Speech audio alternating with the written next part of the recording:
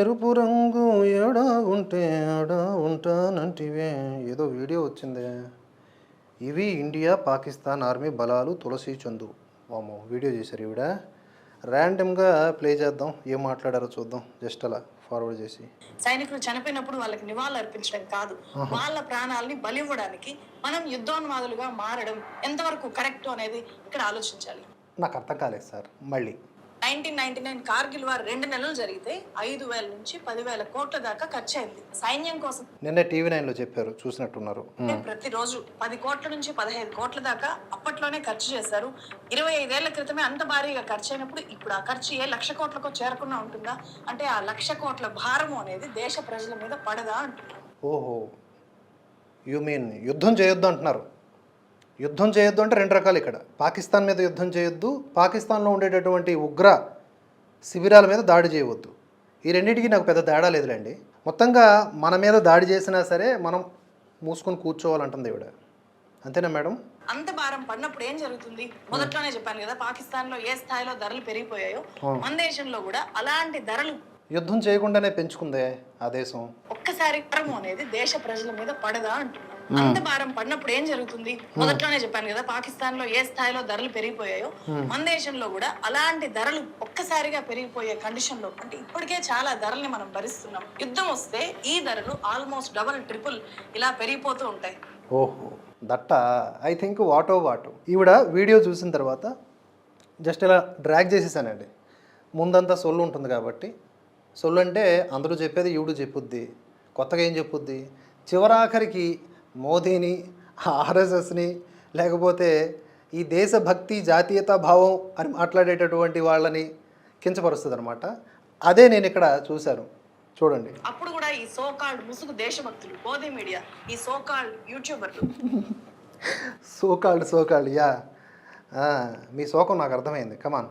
Fake దేశభక్తిని జనం మీద రుదుతున్న యూట్యూబర్లు, వాట్సాప్ బ్యాచ్ మన దగ్గరకు వచ్చి మోదీ గారు సింగిల్ హ్యాండెడ్గా వాట్సాప్ మీ ఫోన్లో అన్ఇన్స్టాల్ చేసేసేయండి ఫస్ట్. వాట్సాప్ బ్యాచ్ అని మీ గురించి మీరు చెప్పుకోవడం నాకు నచ్చట్లా. అండ్ ఇంకేంటి సోకాల్డ్ యూట్యూబర్లా, మరి మీరేమన్నా కొత్త ట్యూబుల్లో మాట్లాడుతున్నారా? మీరు అదే యూట్యూబ్లో మాట్లాడుతున్నారు. మరి ఇండిపెండెంట్ జర్నలిస్టా? ఏ ఊరు ఇండిపెండెంట్ జర్నలిస్టు? పాకిస్తాన్ భాష మాట్లాడే మీరు కూడా ఇండిపెండెంట్ జర్నలిస్టు. యుద్ధం వద్దా?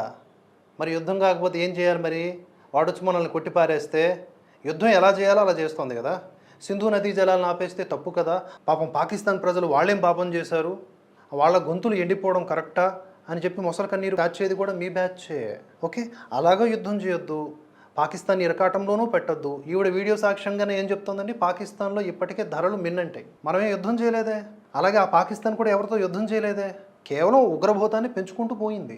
అందులో భాగంగా వ్యూహాత్మకంగా మనం ఇతర దేశాలతో రకరకాల ఒప్పందాలు చేసుకుంటూ ముందుకు సాగాము. ఇదేమో అధపాతాలని పడిపోయింది పాకిస్తాను. అలా ఆ దేశంలో రేట్లు పెరిగాయి. ఇప్పుడు యుద్ధం వస్తే అంట భారత్లో కూడా రేట్లు పెరిగిపోతాయి. రేట్లు పెరిగిపోతే ఏంటమ్మా, మళ్ళీ కొంచెం వెనక్కి వెళ్ళి వినిపిస్తున్నాను, డోంట్ మైండ్. స్థాయిలో ధరలు పెరిగిపోయాయో మన దేశంలో కూడా అలాంటి ధరలు ఒక్కసారిగా పెరిగిపోయే కండిషన్ లో, అంటే ఇప్పటికే చాలా ధరల్ని మనం భరిస్తున్నాం. యుద్ధం వస్తే ఈ ధరలు ఆల్మోస్ట్ డబుల్ ట్రిపుల్ ఇలా పెరిగిపోతూ ఉంటాయి. అప్పుడు కూడా ఈ సోకాల్డ్ ముసుగు దేశభక్తులు, మోదీ మీడియా, ఈ సోకాల్డ్ అసలు ఆనంద సమయంలో కూడా విషాదంగా ఉండటం మీకు మాత్రమే చెల్లింది సోదరి. ఎందుకంటే ఇంత మంచి తరుణం ఇది. మనం శత్రుదేశానికి గోపు మీద ఒకటి కొట్టించాం, 25 నిమిషాల్లో పోయించాం. ఓకే, జైషే మహమ్మద్ ఉగ్రవాద స్థావరాలు కావచ్చు, లష్కర్ తోయిబా ఉగ్రవాద స్థావరాలు కావచ్చు, వీటన్నింటినీ కూడా మనం అలా కూల్చి వచ్చాం. ఇది ఫస్ట్ స్టెప్ మాత్రమే. మనం పాకిస్తాన్ పౌరుల్ని ఏం చేయాలా, మనం పాకిస్తాన్తో యుద్ధం చేయట్లా. పాకిస్తాన్కి కూడా ఆ విషయం తెలుసు. పాకిస్తాన్ కూడా మీలాంటి భాష మాట్లాడుతూ ఉంటుంది, మా ప్రజల్ని చంపేశారని. ఎక్కడా వాళ్ళ ప్రజల్ని మనం చంపలా. పాకిస్తాన్కి ఒక వార్నింగ్ కూడా ఇచ్చాం క్లియర్గా. ఇదే అదనుగా నువ్వు గనక ఉగ్రవాదుల తరపున రిటాలియేషన్కి దిగితే మ్యాటర్ వేరేలాగా ఉంటుంది. మీ వైమానిక స్థావరాలు ఇవి అవి అని చూడడం అన్నింటినీ కూడా పేల్చి పారదొబ్బుతామని చెప్పడం జరిగింది. యుద్ధం వద్దు అంటే ఎప్పుడు చేయాలో ఎప్పుడు చేయకూడదు నువ్వే చెప్పాలా అమ్మా, నీలాంటి మేధావులే చెప్పాలా మాకు. అండ్ మేము దేశం కోసం మాట్లాడితే సోకాల్డ్ దేశభక్తులా? మీరే కాల్డ్ దేశభక్తులమ్మా? ఏ కాల్డ్ దేశభక్తులు? సోరోస్ భక్తులా? పాకి మూకల శక్తులా? ఏంటి మీరు అసలు? మిమ్మల్ని మేము ఎలాగా అభివర్ణించాలి? మా వ్యక్తిత్వాన్ని హననం చేసేలాగా, మా యొక్క భావజాలాన్ని హేళన చేసేలాగా మాట్లాడడానికి ఎవరిచ్చారు హక్కు? జాతి మొత్తాన్ని మతాలకు అతీతంగా దేశోన్ముఖుల్ని చేయటంలో తపన పడుతున్నటువంటి ఆలోచనలు మేము చేయడం తప్ప, ఎంతసేపు సంతుష్టీకరణ రాజకీయాల్లాగా సంతుష్టీకరణ వీడియోలు చేసుకునే మీరు గొప్పవాళ్ళ? ఎందులో గొప్పవాళ్ళు? ఈ సందర్భంగా కూడా హిందువులనో దేశభక్తులనో జాతీయవాదులనో మోదీ ఆర్ఎస్ఎస్ అని చెప్పేసి క్రిటిసైజ్ చేయడం అవసరమా? చనిపోయినటువంటి వ్యక్తులకు నివాళులు అర్పించినంత మాత్రాన సమస్య సాల్వ్ అయిపోలేదు అని మాట్లాడారు కదా ఈవిడ. అంటే నివాళులు కూడా అర్పించకూడదా? మరి ఏం చేయాలి అసలు? What's your problem? ఏం చేయాలో మీరు చెప్పండి. పాకిస్తాన్ పౌరుల్ని ఇక్కడి నుంచి పంపించేస్తూ ఉన్నాం, దానికన్నా మద్దతు తెలుపుతూ ఒక వీడియో చేశారా? అద్భుతమైన నిర్ణయాలు కేంద్ర ప్రభుత్వం తీసుకుంది, ఈ పాకిస్తాన్ ముండా కొడుకుల్ని బయటికి పంపించేస్తోంది. ఏది ఒక హర్షణీయమైన మాట? లేదు. చేసే ఏ పనైనా మీకు నచ్చదు. ఫస్ట్ ఆఫ్ ఆల్ పాకిస్తాన్కి కీడు చేసే ఏ పని భారత్ చేసినా మీకు నచ్చదు. అలాంటి నిర్ణయాలు తీసుకున్నప్పుడు కేంద్ర ప్రభుత్వాన్ని మేము హర్షిస్తే మాది భాజపా ఐటీ సెల్లు ఇంకేదో ఏం మాట్లాడుతున్నారండి? నోటితో వాంతులు చేసుకోవడం కాకపోతే. యూట్యూబర్లు ఫేక్ దేశభక్తిని జనం మీద రుదుతున్న యూట్యూబర్లు, వాట్సాప్ బ్యాచ్. ఫేక్ దేశభక్తి అంటే ఏంటో మీరు నిర్వచించండి, మేము కూడా తెలుసుకొని తరిస్తాం. ఫేక్ దేశభక్తి అంటే ఎలా ఉంటుందో మాకు తెలియాలి. ఫస్ట్ ఆఫ్ ఆల్ ఉదాహరణలతో వివరించండి, తప్పకుండా చూస్తాం. మన దగ్గరకు వచ్చి మోదీ గారు సింగిల్ హ్యాండెడ్ గా యుద్ధం చేస్తుంటే మీరు పెట్రోల్ 500 అయింది అని చెప్పి, బియ్యం 350 అయింది అని చెప్పి, దేశద్రోహులు అని చెప్పి మన మీద అట్లాంటి ఫేక్ దేశభక్తిని రుద్దుతారు. దానికి సిద్ధంగా ఉన్నామా అనేది ఈ మతోన్మాదంతో యుద్ధోన్మాదంతో ఊగిపోయి మాట్లాడే వాళ్ళు మన ముందుకు వచ్చి మాట్లాడినప్పుడు వాళ్ళని మనం ప్రశ్నించాలి. ఇక్కడ బాగుపడేది ఎవరు? యుద్ధోన్మాదం ఎవరిదమ్మా? పాకిస్తాన్ది కదా, చైనాది కదా. వాటివి యుద్ధోన్మాదం అంటే మన స్థలాల్లోకి వాళ్ళు చొరబడి మనల్ని కెలుకుతూ ఉంటారు. మీరు ఎలాగైతే దేశం కోసం తప్పించే వాళ్ళని కెలకతా ఉంటారో అలా వాళ్ళు కెలకతా ఉంటారు. వాళ్ళది యుద్ధోన్మాదం, వాళ్ళది ఉగ్రవాదం. వారి మీద పోరాటం సలపటం ధర్మం. అది కూడా తప్పుగా వక్రీకరించి చెబుతున్నటువంటి మీ మేధస్సుకి నిజంగా ఆ పాట స్టార్టింగ్లో పాడే కదా అదే తెలుసా? మన దేశంలో ఉన్న బడా వ్యాపారవేత్తలు బాగుపడతారు, వాళ్ళకి ఎలాంటి నష్టం జరగదు. ఎందుకంటే వార్ సైరన్ అక్కడ మోగ్గానే ఇక్కడ మార్కెట్లన్నీ కూడా హైజాక్ చేసి కృత్రిమ డిమాండ్ ని వాళ్ళు క్రియేట్ చేస్తారు. దానివల్ల అన్ని వస్తువుల ధరలు, నిత్యావసరాల ధరలన్నీ కూడా భారీగా పెరిగిపోతాయి. అమెరికా, రష్యా కూడా బాగానే బాగుపడతాయి. ఎందుకంటే పాకిస్తాన్కి, ఇండియాకి, రెండు దేశాలకు కూడా వాళ్ళు ఆయుధాలు అమ్ముకోవచ్చు. చైనా కూడా బాగా. ఇది తెలియకే అమెరికా పాకిస్తాన్ వెళ్ళి మరి బిన్ లాడెన్ని తుదముట్టించింది. అమెరికా పరోక్షంగా ఎన్నో యుద్ధాలు చేసింది, ఇజ్రాయెల్కి సహకరిస్తుంది. రష్యా ఇది తెలియకనే ఉక్రెయిన్తో ఏళ్ల తరబడి యుద్ధం చేస్తోంది. మళ్ళీ మనం గొడవాడితేనేమో వాళ్ళకి లాభం అంట. బాగుపడుతుంది. ఎందుకంటే ట్రంప్ టారిఫ్ తో ఇండియాకి రావాలి అనుకుంటున్న పెద్ద కంపెనీలన్నీ కూడా చైనా తన వైపు ఆకర్షించుకోవచ్చు. కాబట్టి ఇంతకు మించి భారతదేశానికి ఏమైనా మేలు జరుగుతుందా అంటే ఏమీ ఉండదు అన్నట్టు మర్చిపోయాను. బాగా విపరీతమైన యుద్ధోన్మాదంతో రోజు వీడియోలు చేస్తున్న ఈ సోకాల్డ్ ముసుగు దేశభక్త ఛానల్స్ కూడా బాగానే బాగుపడతాయి. నేషనల్ ఛానల్స్ నుంచి మనం చూస్తున్న తెలుగు ఛానల్స్, యూట్యూబ్ ఛానల్స్. ఒక విషయం చెప్పనా, సోకాల్డ్ ముసుగు దేశభక్తులు అని ఇండైరెక్ట్గా మా బోటి వారిని అంటున్నారు కదా. మేము పెట్టే వీడియోలకి మహా అయితే 10,000, 15,000, 20,000 మహా అయితే ఏదో అప్పుడప్పుడు ఒక 40,000 మంది చూస్తారు. మా సబ్స్క్రైబర్ బేస్ కూడా చాలా తక్కువ. అదే మీరు పెట్టారనుకోండి, మీరు ఏదైతే ఉన్మాదం నింపుకుంటూ వీడియోలు చేస్తారో ఆ వీడియోలకి వ్యూవర్షిప్ చూడండి, ఓవర్ నైట్లో మినిమం 1,00,000. ఎవరు గడిస్తున్నారు వీడియోలతో? మీరు గడిస్తున్నారు, మేం కాదు. మేము ఇక్కడ రోజంతా కష్టపడితే మాకు వచ్చేదంతో ఒక యూట్యూబర్గా మీకు కూడా బాగా తెలుసు.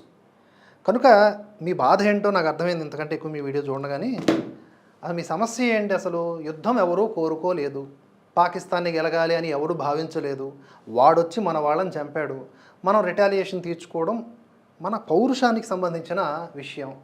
అలాగని చెప్పేసి వెంటనే ఈ క్షిపణుల్ని, బాంబుల్ని మోయించమని చెప్పలేదు. పాకిస్తాన్లో ఉన్నటువంటి ప్రజల్ని చంపేశాము అని చెప్పేసి నిర్ధారణ చేయలేదు మన ఆర్మీ. ఆగాలి కదా వీడియోలు చేయడానికి ఆగాలి. సంబంధిత అధికారులు అధికారిక ప్రెస్ మీట్ పెట్టి రిలీజ్ చేసే వరకు ఇన్ఫర్మేషన్ని కన్ఫర్మేషన్గా తీసుకొని ఏది పడితే అది వాగేయకూడదు. అర్థమైందా? కనుక ఇక్కడ యుద్ధ ఉన్మాదం అంటూ ఎవ్వరికీ లేదు ఈ దేశంలో. ప్రతీకారేచ్ఛ ఉంటుంది. ప్రతీకారేచ్ఛ తెలుసుకోండి దాని మీనింగ్ ఏంటో. ఇప్పటికీ కూడా భారత్ వ్యూహాత్మకంగానే వెళ్తుందండి. ఇలాంటి వాళ్ళ మాటలు నమ్మి తప్పుదారిలో మీరు వెళ్ళకండి. ఎందుకంటే మనమేమీ పాకిస్తాన్తో యుద్ధం చేయట్లేదు, ఉగ్రవాదంతో చేస్తున్నాం. నాట్ ఓన్లీ ఇండియా అండి, యావత్ ప్రపంచ దేశాలన్నీ కూడా ఉగ్రవాదులతో పోరాటం చేస్తున్నాయి. ఎందుకంటే డైరెక్ట్లీ ఆర్ ఇండైరెక్ట్లీ వాటి వలన ఆల్మోస్ట్ అన్ని దేశాలు ప్రభావితం అయ్యాయి. కనుక అటువంటి ఉగ్రవాదుల్ని, ఉగ్రవాద శిబిరాలని పాకిస్తాన్ పెంచి పోషిస్తోంది. కనుక ఆటోమేటిక్గా ఆ దేశం దాడులకు గురవుతుంది. మనం కాకపోయినా రేపొద్దున చైనా అయినా కొట్టే అవకాశం ఉంటుంది. చైనాకి కూడా మన వంటి పరిస్థితులు వస్తాయి. కనుక ఈ సోకాల్డ్ రెడ్ ఫ్రూట్ బ్యాచ్ అందరికీ కూడా చెప్పాల్సింది ఏంటి అంటే, మనం చేస్తున్నది యుద్ధం కాదు, మనం ఇచ్చింది రియాక్షన్. వాడు ఆగితే మనం ఆగుతాం, వాడు మనల్ని కొట్టకపోతే మనం వాళ్ళని కొట్టం. Basic rule. బేసిక్ భారతదేశం పట్ల కనీస ప్రేమ ఉంటే ఇట్లా మాట్లాడరు. నిజంగా మరొకసారి ఆ పాట పాడుకోండి, ఫస్ట్లో పాడాను కదా అదే. ముక్తాయింపు ఏంటంటే, ఇది చాలా ఇంపార్టెంట్ పాయింట్. ఇప్పుడు వీళ్ళే అంటే ఈ బ్యాచే ఏమంటారంటే, మన భారత ఆర్మీ రిటాలియేషన్ చేసిందనుకోండి, సర్జికల్ స్ట్రైక్స్ చేస్తే ప్రూఫ్స్ అడిగారు వీళ్ళు. ఎంతటి దిగజారుడు మనస్తత్వం కలిగిన వాళ్ళు చూసుకోండి, ఎంత యాంటీ నేషనల్సో చూసుకోండి. ఈ దేశద్రోహులకు దేశభక్తి అనేది వెగటుగా అనిపించడంలో ఆశ్చర్యం ఏమీ లేదు కదా. ఆర్మీని కూడా అనుమానిస్తారు. మోదీ మీద ద్వేషం ఉంటే చూపించుకోండి అబ్బా, ఆర్మీని కూడా హేళన చేయడమే. ఇప్పుడు రిటాలియేషన్ జరిగింది, పెహల్గాం దాడికి సంబంధించి భారత ఆర్మీ ప్రతిఘటించి మొదటి అడుగు విజయవంతంగా కంప్లీట్ చేసుకొని వచ్చింది. దీనికి పూర్తి స్థాయి క్రెడిట్ మన భద్రతా బలగాలదే, ఇందులో పాలిటిక్స్ ఉండవు.